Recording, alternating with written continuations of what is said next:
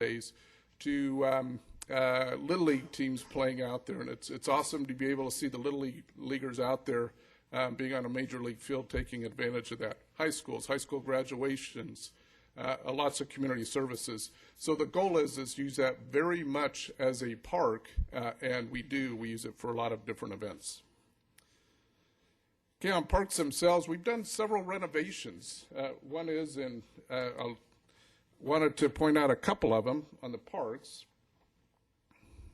Falcon Park is one where we just updated the athletic fields, so the renovations have been completed. We also implemented a community garden over at Parc des Pas.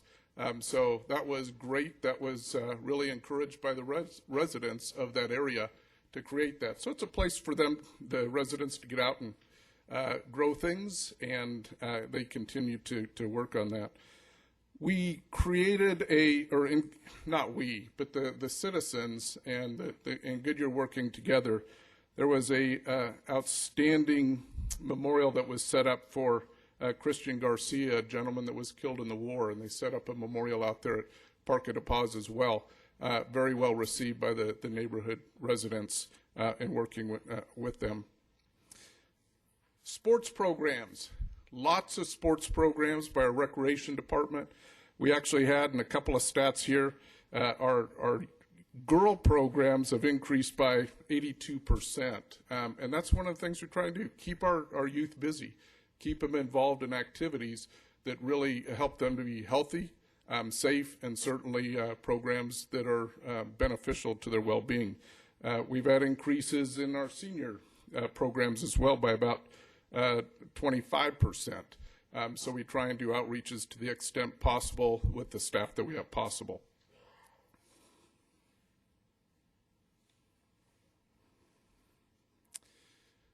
Safe community. I see our police chief back there. I think you smile every time you see these stats, but that is once again our crime rate is down. This is the 5th year in a row, and that is with a population that continues to increase each and every year. So very, very impressive as far as the work that they're doing to really keep a focus on safety and on the community. One of the programs, and I want to say it's just shy of 2 years, Chief, is a reverse 911 program that we set in place. We've had some opportunities where that's worked well. We had 2 young girls that were missing, and we did a reverse 911, went out, and those girls were located. They were runaways, but they were found safely. When we had the mulch fire that was going on out there north of Pebble Creek, that was out there as well, trying to keep updates through that program. And then yesterday we had another one where there were a lot of swarming bees. And it was one where the 911 call just reached out to the citizens and let them know, stay indoors.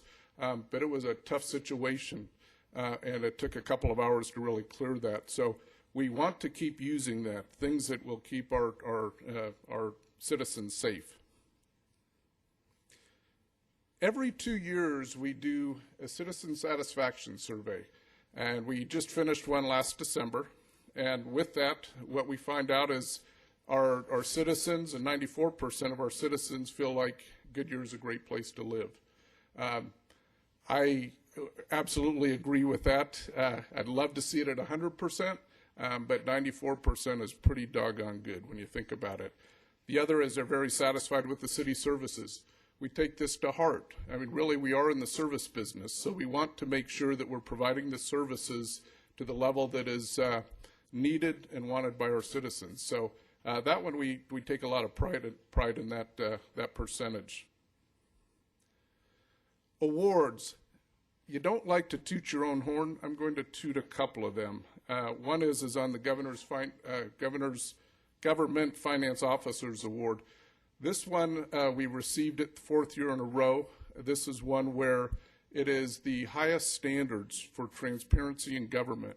It is recognized as we are achieving that through our financial reporting. Being transparent and being accountable throughout all our financial reporting, recognized at the national level. Economic development, this is a fun one, but we did a video called Leading Edge that was really promoting the community And what it did is it looked at our businesses. It showcased some of our elected officials. But this was sent out to businesses that we're working with, those existing businesses that are here as well. And we won an Emmy for that. So that was some bragging rights, but certainly the intent is just get the information, promote our businesses. As I said at the very beginning, jobs are important. Capital investment is important. So that's just a byproduct of one of the activities that's going on there. 100 best fleet in the nation. We have a very talented team of mechanics that keep our fleet, our costs down in fleet, that maintain those vehicles, that work hard every day. They're all certified. It's pretty special group of people, and to get this fleet award again is a very good thing for us. It demonstrates that they know what they're doing. They certainly keep our costs down, maintain the vehicles safely, and especially for public safety, that's very important. Investing in our future. Right now, you can't drive Saraville Avenue, and that is, I wish that weren't the case because I used to drive it all the time. That's closed down. Citrus is closed down. What we're seeing is ADOT is constructing those new interchanges. There'll be half diamonds at Saraville and half diamonds at Citrus. All that's leading up to the 303 that's going to be constructed at the alignment of Cotton Lane and the 303, or Cotton Lane and I-10, excuse me. So it's called the 303. That's going to be out there a little ways before that's completed. But in the meantime, we're looking at the interchanges. The Citrus, I believe that's opening up in August. Mike, do I have that one right, or Paul? It's in August of this year. So that will allow traffic to then be able to get off westbound or get on eastbound. But the goal is that will be a critical tie for us when you think about the transportation, tying us to North Valley, making it much easier for access into Goodyear. So we believe that that's very important. We continue to work with ADOT. They control the project. They have a communications machine that is trying to keep the information out there. But we are working closely with them on all aspects of that development. That will be very, very good for this community. As we're seeing that on Cotton Lane, we're already seeing some of the results. When you look at Sub-Zero and you look at Dick's Sporting Goods, and we're looking at a couple other businesses out there, they located there for the future of the 303 and how that will tie into this massive infrastructure freeway system going back to California and throughout the southwestern United States that will continue to bring in business into this area. You'll see some of our focuses here. Renewable energy, certainly you look at what we have with Suntech, with a Chinese company, the largest solar company in the world. You look at aviation and aerospace. What's happening over at the airport continues to expand. We don't own that airport, City of Phoenix does, but they are very much a partner in all we do. If they have something built there, it's in our city limits. It goes through our zoning, it goes through our construction review, so they're like a developer. But one of the greatest things about City of Phoenix is they want to hear our input. We've developed a master plan. A lot of our citizens were engaged in that for what that airport can become. So we're excited about the future of that. Medical corridor, we're excited about CTCA. They have a lot of property. They have a lot of ideas. They're already expanding once again. The West Valley Hospital, it's doing an expansion. That's one of the focuses, is to focus on medical services, to focus on hospitals for this region. And we feel like we have a good base from which to keep pushing that through. This next one, police service officer, give credit for our police chief, but this is one where we have not increased the number of positions this year. We had 511 that were authorized last year. We have 511 authorized this year. What we did is we converted 2 of the positions to civilian patrol officers, if you will, or what we call police service officers.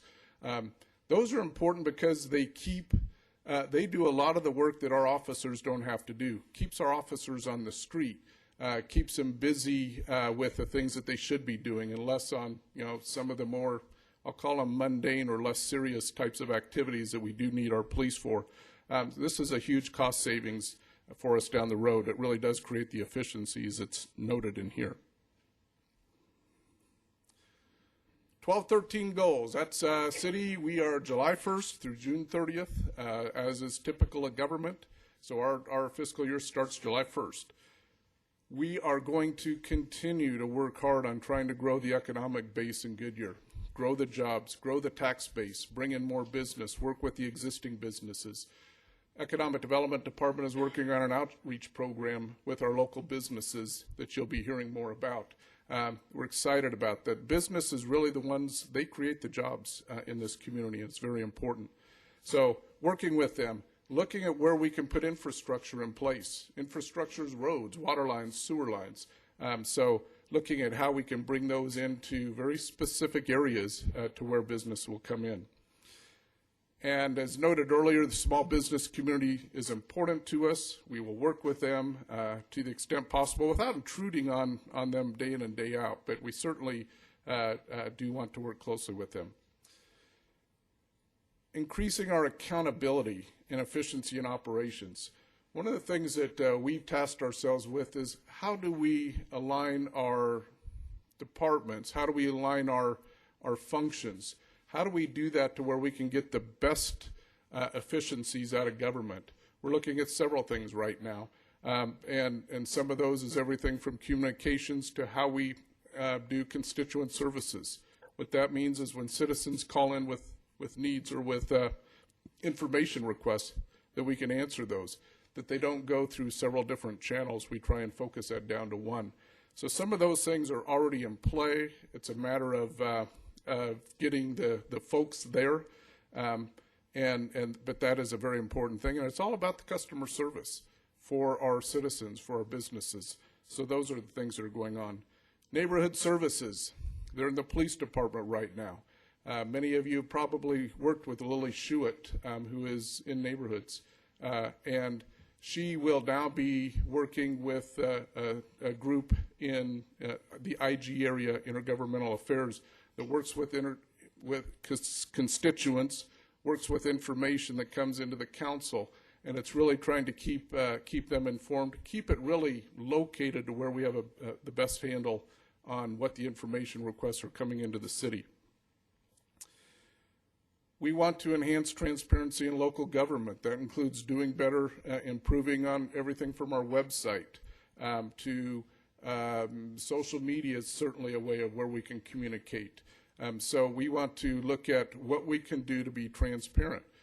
Look at our books, look at our CAFR, and look at what we can do to provide information on our services.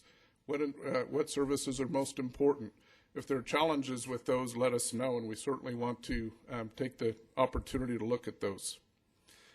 So those are really a lot of the overarching goals. You'll see, again, it's about growing the economy. It's about being financially sound, and it's about maintaining our relationships with our citizens. Budget highlights. Here's a couple of them that I'll highlight. There may be some more information as it comes up during Terry's presentation. Second straight year that we've reduced our food tax. Our food tax was 2.5%. Effective this year, it was 2.25%. Council started talking about a further reduction of that in December of this past year. So this upcoming budget, what likely will be approved, and again, nothing is for certain until council votes on it, but the direction that's been given to staff is we will reduce it another 0.25%. That'll get us down to 2%. We feel that's an important to do to reduce that food tax. We are also looking at our positive revenue signs. Let me go back to food tax for a second. That one will be the lowest rate in the Southwest Valley. And it's not by point of comparison, it's just by point that we think that that is a tax that really warrants getting it reduced. That has the biggest impact on our citizens. When you look at our other sales tax, and I go back to a study in 2002, I think it was the last time that we did that. We called it our license plate study. Okay, if you drive a vehicle, you have a license plate on it. If you are shopping in a store, and the study was done on a Wednesday and a Saturday, and back in 2002, now granted that was 10 years ago, but it's the last time that we did that. So obviously things have changed. But back then, out of all the license plate that were parked either at stores, restaurants, shopping centers, we had a company by the name of Behavioral Research Center that went and wrote down the license plate. Some people probably thought they were getting ticketed. Maybe that would have been a good revenue source. But seriously, what that was, it was to find out where those people were from. So those license plates were then run, and we was determined where were those shoppers, where did they come from. About 18% of them were our Goodyear residents. The rest of them were surrounding cities, out of state, out of country.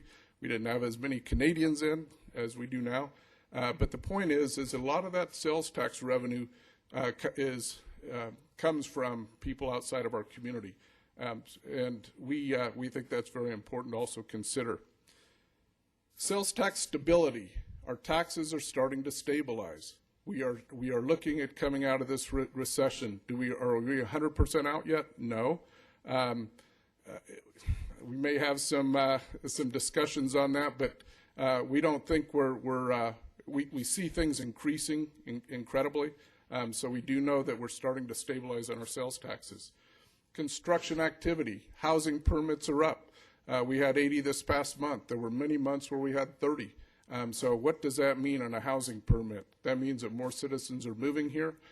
The more rooftops we get, the more workers we have, the more retail we get, the more services that we can provide because of those revenues coming in as well. Very, very important for our community. We're at 68,000. A build-out will be over 600,000. We have a long ways to go, and we're in the forever business. When you work, cities don't go away. We are in the forever business. I already mentioned growth in the housing, the population. The other one is investing in our employees. We compete with other municipalities. We compete for the talent that is out there in government. So one of the things that we're doing is providing a competitive workplace. Some of the things that are going on there is we've adjusted the pay structure for our public safety. And when you think about public safety, there's a lot that we invest in those employees. As much as $80,000 per employee, even more than that as you get through some of our public safety employees. Big investment. We want to keep them. So part of that is we adjusted the pay structure for public safety. Employee compensation. It's been since 2008. In 2008, July, we did a 1% market increase. There's not been an increase to the employees by and large since then. We had a couple of changes, but not many, and that was only for a few in public safety last year. But we felt it was very important to trying to keep and retain I guess that's the same, but retain our employees that we put a lot of time and effort into training them, building their skill sets, and knowing how we provide the services to you. So that is in this year's budget. That's 2.5% on average of what that increase is. And benefits, we are looking at health insurance increases, not only for employees, but also the city taking on some of those as well. Investing in the future. We have some plans that are coming up. The first one, general plan, is governed by the state. There's a statute out there that requires in 2014 that we have our general plan updated, voted on by the public. So that's something that you'll hear and see a lot more about. We'll be out on the street trying to recruit people that want to be part of that planning committee. But that is, I would liken it to how it is a Bible that helps create the community. Everything from what you want to do in land use. I mean, that's a big part of it, and lots of times you think of it as in terms of land use. But what type of amenities you want to do, everything from transportation to economic development. What's the goal, what's the vision for how the community develops over time? And that will be, once it's voted on by the public, that will be out there another 10 years. We'll be working off of that. But very important to work with our citizens, very important to work with our landowners. So you'll be seeing more about that. Transportation Master Plan. We don't have one. We need one. We will be undergoing a transportation master plan this year. We will have public participation in that, certainly. And the goal of that, there are grants out there, grants we can't compete for until we have a master plan in place, whether it's at the federal level or even going through county or state and MAG. So that really governs how, where the transportation elements need to be. It will also get into some of the local routes in terms of buses, transit, those types of things. So we really need to get that one done. Parks Master Plan. This is another area where we need to hear. We're getting more and more interest on the part of our citizens for more programs. And we need to better understand what is it that we want to try and accomplish with our parks. Do we try and acquire more property for different parks, ball fields? When we get a parks master plan, it also helps us in going out for grants as well. So anytime you have a plan that's adopted by this council and worked on by the citizens, it really helps our ability to get outside funding for trying to create these amenities in the community. That's it for my overview. The budget part of it, as I mentioned earlier, will be done by Terry Canada. She's our budget manager. After she's done, then it will be facilitated by Sandra, who will take us through the question portion. But thank you very much. Oh, go ahead, Terry. I just wanted to point out that we had two other council members join us. We had Joanne Osborne come in and council member Bill Stipp.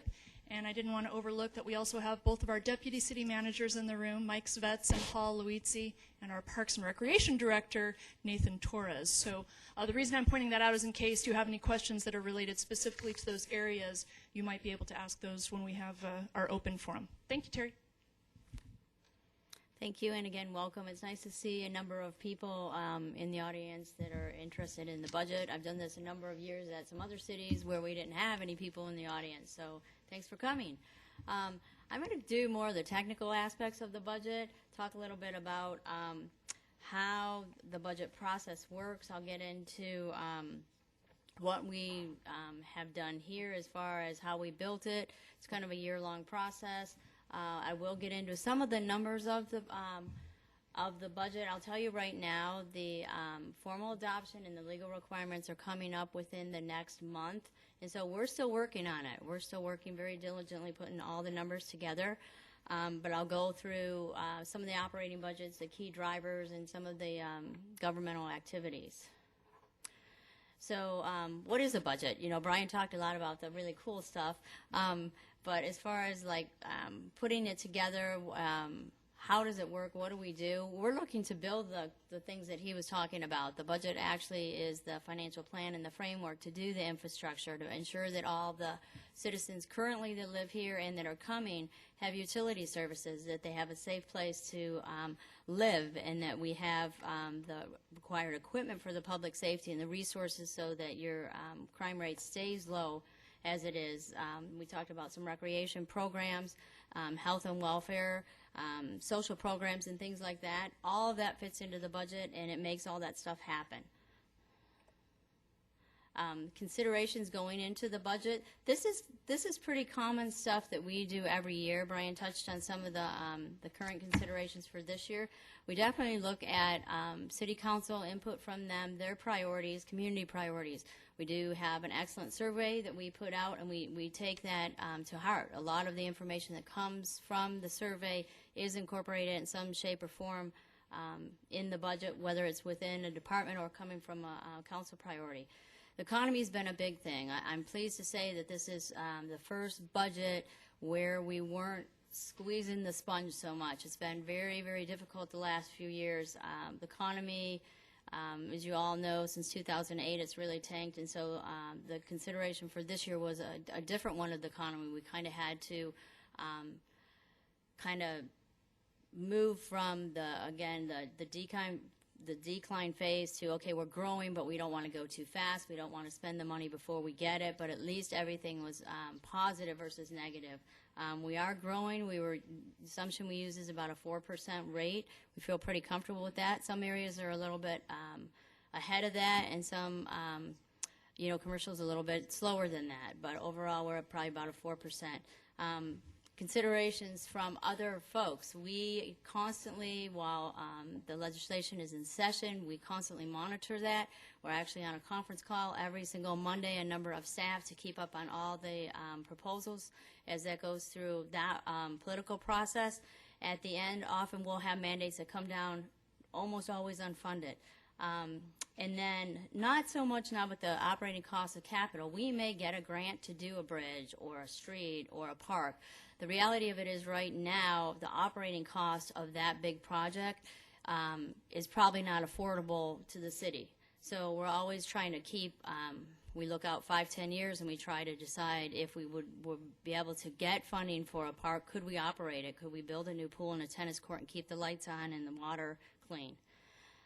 Setting priorities, how does this all happen? How does, how do we prioritize it? Again, we go back to the community, we look at what we need. Obviously, if we had, we're fortunate crime rates are down, but again, if there was a problem with crime or we had a lot of graffiti, we go out and we, address the needs of what we're hearing from you all, from the constituency, the government needs. Sometimes we, again, get information that comes down from the state of Arizona where we've been passed through a lot of costs. And so those have to be paid for. They're non-discretionary, and so they become a need right off the bat. How much money do we have? Again, I'm happy to say that this year revenues were up. We're having a little bit positive flow, if you will, rather than we were in a structural deficit for a long time. And then, long-term sustainability, we don't look at just what we're doing today. We're trying to plan for the future to make sure that this is a good place to live, it's a good place to raise your kids, and that your kids want to, stay around and be here 10, 15, 20 years from now. Like Brian was saying, we're in the forever business, and so we take that in consideration when we're doing prioritization. I always put this in. There's a couple slides we do here from the Citizens Academy, but what's your role? How do you get involved in this? First thing you should do is come to forums that we have like this and offer input. We have a number of work sessions. The City Council meets at least twice a month. We do publicize. All the information is out on the website, and you can also view it live on Granicus on the web stream if you have a PC. I think it's available on the internet. And then, again, be proactive. This is a year-long process as far as the budget goes. Send emails to your council folks. We have a number of committees, Parks and Recreation. I won't even go into them all. Planning and Zoning, Parks and Recreation. You can get involved through these avenues, and it influences decisions that are made and eventually how the budget's put together. So as far as the council goes, their role in all of this was to take the information that a lot of the citizens provided. We had a number of departmental meetings, and we met with the council. We actually did a budget briefing this year. It was kind of good. We probably had, I'm going to say 16 mini sessions. And we went over the budget in detail. They actually got to review every single department. This, I think, helped them to better understand what we do as a city and how it put the budget together. They reviewed all of that. The next step they're doing right now is we're putting it together. We had supplemental packages. We're modifying the budget, and then again we'll go through the formal adoption, which will happen in the next couple. The tentative is on the 21st of May coming up, and then the final adoption on June 25th. What do the rest of us do, management and staff? We have developed the budget. Again, we're probably over 6 months we've been putting this together from the line item up. We had a budget committee. It's probably a second or third year. Representatives from different disciplines within the city, the DCM, the city manager, a number of departments. We get together again every week, meet on the budget, iron that stuff out, balanced the budget out, went through the supplemental process, prioritized, talked about justification, about need, about one cost versus another cost. Could something be maybe delayed and pushed off for a year so that we could do something that was probably more prevalent or more of a higher priority? The other thing that we do is once we adopt this budget, we report back. It's a constant circle. we're always, we do monthly reviews, we do quarterly reviews with all the departments, and we monitor the numbers that we put together against what's happening. So we're looking at it every month for the whole year, and then we adjust that accordingly. So if somebody, a good example of that is often we'll have utility costs that will get a rate hike in the middle of the year or something like that. So we go back and we do some analysis and we'll adjust the budget for that. And in doing all of this, I really like this slide. It's one of the things I picked up from best practice of GFOA. So we are trying to achieve fiscal wellness, and this is hard. This is hard to do. It's often sometimes in conflict with the mandates that we have that come down. It's in conflict sometimes with the politics that are going on, or perhaps a different priority than maybe a citizens group has. But we are doing long-term analysis here. We're trying to, again, plan for the future. We're being more transparent about the cost of doing business. It's important. We're analyzing the numbers so we can tell anyone or whatever how much it costs to run the wastewater treatment plant at the 3 locations that we have. We put on our website, if anyone's interested, we have a number of financial reports that we put up there every month. And then again, back to us doing the analysis, we do it every month. We meet on the quarterly basis. And then another thing that's been very important, hard to do, really hard to do over the last 5 years, is to maintain our reserves. Council has set aside a policy that we maintain 4 months of operating. We've been able to do that through all the downturns and everything. Not all the cities have been able to do that. You read in the paper, a number of them have had to kind of dip into their piggy bank. We've been able to maintain that reserve.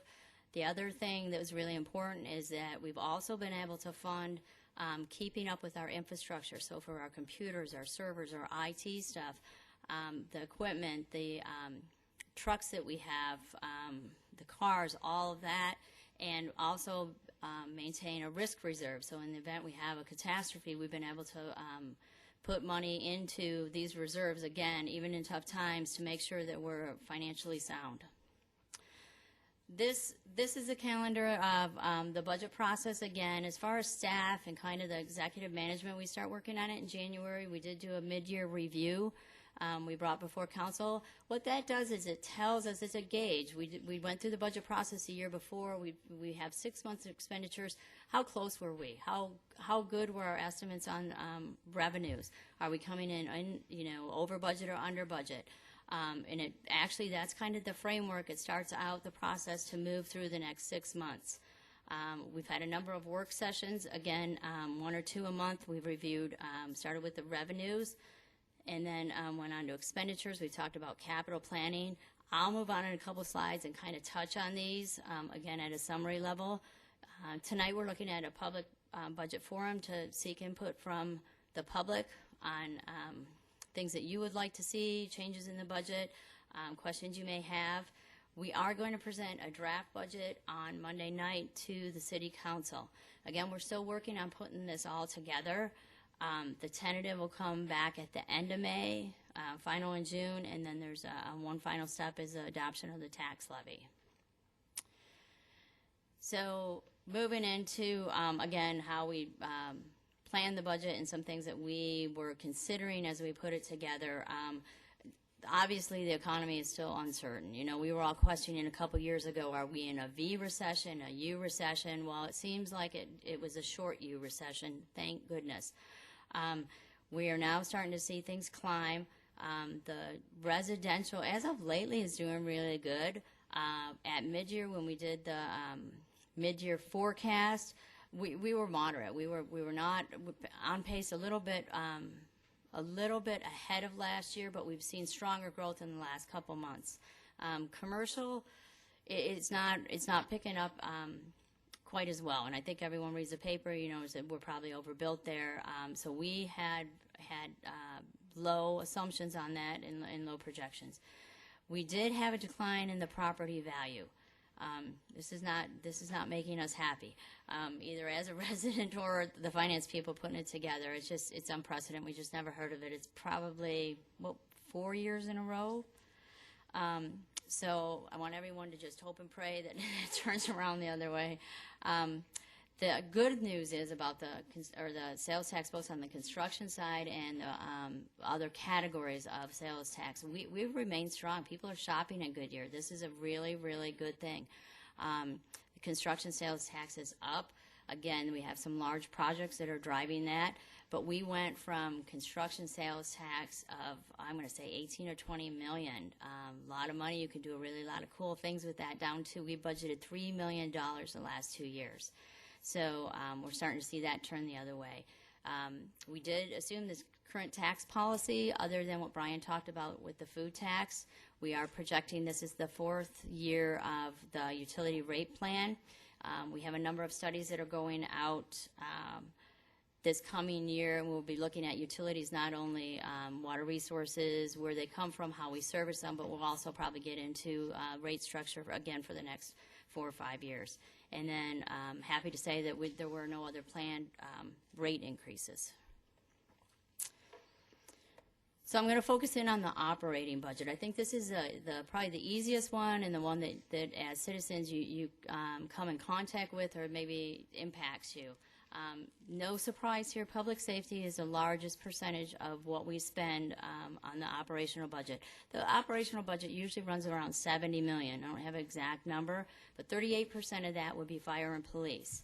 And again, a few slides I'll get into kind of some of the key drivers behind how they spend their money and what makes up their budget. Public Works is next. That does include your utilities, which are, again, very large activities. We run 3 plants, service 15,000 water customers. Public Works also includes all of the facilities, the buildings we have. It includes sanitation and fleet services, so it takes care of all the equipment for the city. The next largest department was Parks and Recreation. Stadium. Why that percentage is so high is because of stadium. Parks and Rec, we add them all together, they're about 11%. Support services, that's kind of what you would call the internal service fund. So it's kind of the stuff that we do, the finance folks do, the HR people, the IT people, to help keep everyone else afloat.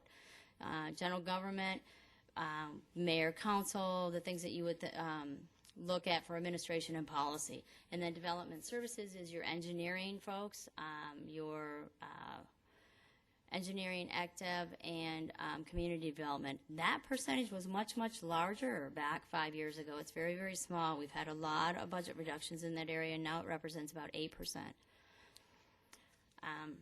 So with that, I'm going to talk a little bit again about these activities and what goes on within those budgets. So if you can kind of keep in mind the pie and how much of each of the areas take up. Again, this was the largest one at about almost 30%. We have a number of things that we do that we're connected with other, whether it's other jurisdictions, city, county, state. We have a sheriff agreement with Sonoran Valley. It's a part of the city that's down south, and they help patrol that for us. Other thing we belong to is a CAD service, Emergency Service Agreement with City of Phoenix. I think all the cities belong to this, and it's kind of it keeps all the public safety folks connected. In the event of emergencies, they can all talk together.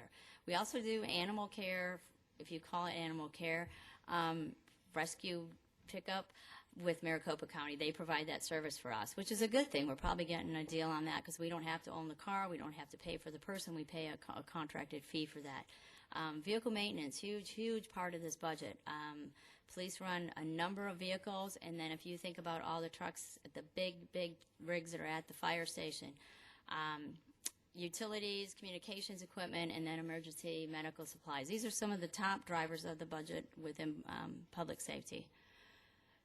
So development services I was talking about, again, the folks that make things happen out there in the world in the development, some of the key drivers in their budgets that you would expect. They have some contract engineering services that are on call in the event we need to do something. We don't have the specialty in-house to do it. Vehicle maintenance, they all drive cars. They're out and about. It's one of the things that they do as far as inspections. They also have, within engineering, we have the HERF, I believe it's called the lighting and the traffic signal. So it's the people that are taking care of the the red lights for you, and all the street lights are within there. The electrical expense for that is well over $1 million. It's a lot of money to keep up all those lights.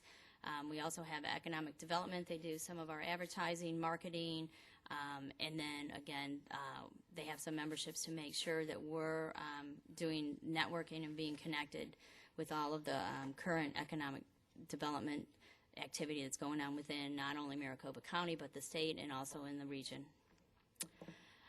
Just some general overview of general government. Again, this is what you would think of as administration. They do a lot of community relations. We do have some grant funding. We have a process that we've set out where we fund a number of nonprofits that do some really good social services for us. Probably spent about $150,000 for these grants. We have consulting fees for lobbyists to represent us, again, not only at the state and local level, but back in Washington, D.C. We have some outside legal services, again, where we don't have the specialization in-house. And then the same thing with judicial services that come out of the court. Support services, information technology, finance, human resource. Again, this is where we provide the support for all the other city departments. And so some of the key drivers within our budgets would be the plan administration. HR does all of the coordinating with, coordinating and negotiating with the healthcare providers for all of our insurance. We also have liability insurance where we belong to the state pool, which is it's a cost savings. It's a good deal for us to do because we're able to pool resources with some of the other cities and towns within the state. But we do have to pay, kind of like you would at home if you had a deductible for your car. And so we do have to pay a deductible on some claims. And then we have, no doubt with finance, you would have, some auditing and banking fees. And we carry the postage for the utility billing. We actually support all of the customers for not only sanitation, water, and wastewater within the finance department. So if you call up and you want to know why your water bill, we didn't show your last payment or whatever the question would have, you're actually calling into the finance department. And so we support that. Parks and Rec Stadium, some of the key drivers within their budget, as you would think, no surprise, would be utilities. Water costs are one of the major expenditures within there. Chemicals to help keep everything green and clean. We also contract landscape right away. We have a lot of miles of right-of-way that we maintain. And again, we do some of that in-house and then some of that we contract out. We also have an agreement with the YMCA. I don't know if you're familiar with, but there's a very nice amenity there where they have the pool, and we're in a co-op agreement with them, and that runs through the Parks and Recreation. And then a number of supplies to do all the programs they have, everything from buying bats to hula hoops to T-shirts. Public Works, again, this was one of the largest budgets that were there. It does have 4 divisions. The key drivers behind those budgets would be utilities, again, to keep the plants up and running. Every time the water passes through the line, you have to have a pump or a lift station that's moving one or the other there, so the utility costs are high. Chemicals are another big driver of this, again, to keep things right so our water quality stays and meets all the standards. We do have a large contract with Waste Management. They actually are the ones, it's not the city workers, but it's we contract out with Waste Management to pick up your trash in the can, not the bulk waste, but the cans are actually a contract vendor. Fuel's another large driver there. Lease agreements, we have a number of lease facilities throughout the city, and we do have contract janitorial services. So moving ahead, if you're all still awake after that, moving ahead, I'll talk a little bit about the 5-year capital plan. The total for this year is about $4.3 million. I wish I had some really cool, exciting things to say. The reality of it is the resources for this plan have dwindled. So we do have a couple street projects. We are in the last year of a payment for a right-of-way agreement we have.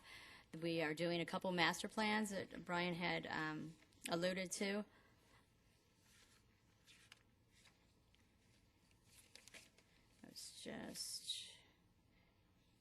Oh, there is some landscaping going on. Brian had talked about, everyone's aware of what's going on with the freeway at 303 and I-10.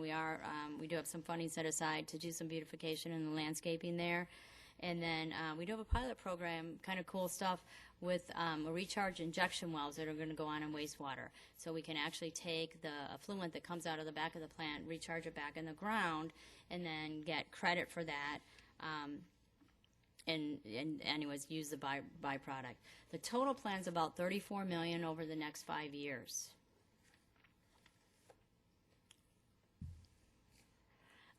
This is again the total is 4.3 for the capital plan for 2013.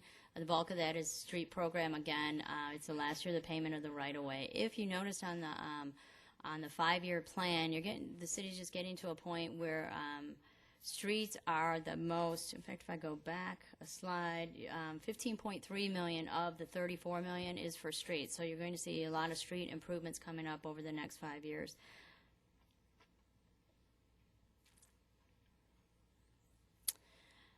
Briefly, I'm going to talk about the debt here. Right now, the total debt for fiscal year 13 is 25 million.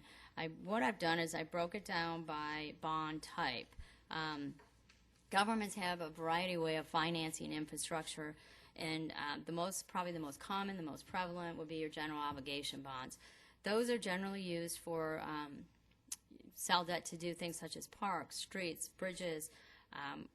That's about 47% of the debt payment for next year is going to general obligation bonds. The other thing we've included in here, you normally don't hear or talk too much about, is improvement district. So about $3 million is going to go for payments for improvement district. I believe the one that we have is McDowell Road. That would be the one and only, I think, that we have. And if you're familiar with all that commercial development that happened there, we created a district, and so now we're paying on the debt for that. The Water Infrastructure Authority, better known as WIFA, we borrow at a very, very low rate from a financing authority that services smaller towns within the state of Arizona. It's kind of a local financing group. And the bonds we have outstanding that we're paying for on that, I think the latest ones went to do plant expansion out at the wastewater treatment plant. We do have about $2 million in utility revenue bonds, and then public improvement bonds, which were for the ball stadium. And then this is just this is a flip side of this. This is how they're going to be paid for. So we have the property tax pays for the general obligation bonds. We do have some general fund money going in to support the PIC bonds, utility bonds, which where the revenue are paid for by revenues coming in from the utility funds. And then we have an offset from impact fees, so we can kind of ensure that growth pays for growth, and they pay for another portion of the $25 million bonds. So with that, I think Sandra is going to take over and facilitate questions. Oh, thank you so much, Terry. All right, so I can attest, being up in the mayor's office for 2 years, that the council and the mayor are absolutely reading all of the input that you provide. They are very interested in finding out what your opinions are and answering your questions. With that said, tonight I'd like us to start out with questions first. We're going to try to get through the questions, so if you need more information, we'll have the city manager or any of other administrators here answer those questions. If there is not time to get to the input that you needed to provide or the question that you needed to ask, this recording will be on the website. It also has a link so that you can email us with further input. There's also a perpetual link on the homepage of our website called Ask, Find, Do. Has a lot of commonly asked questions that you might want to look at and also provide feedback. So we always have that available. That being said, is there anyone in the room that has a question that they would like to ask of the city manager or someone else? I am just that good, huh? Just that good. Yes. People are thinking about it.